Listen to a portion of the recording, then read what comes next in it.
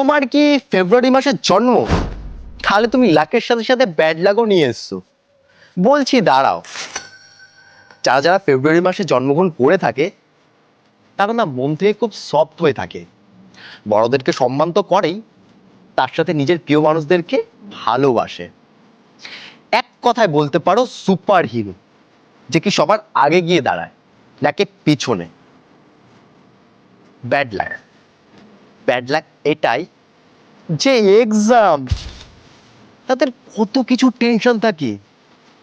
নিজের এক্সামের টেনশন থাকে, বার্থডে সেলিব্রেট করবে সেটাও টেনশন থাকে, নাকি নিজের প্রিয় মানুষের সাথে ভ্যালেন্টাইন পালন করবে।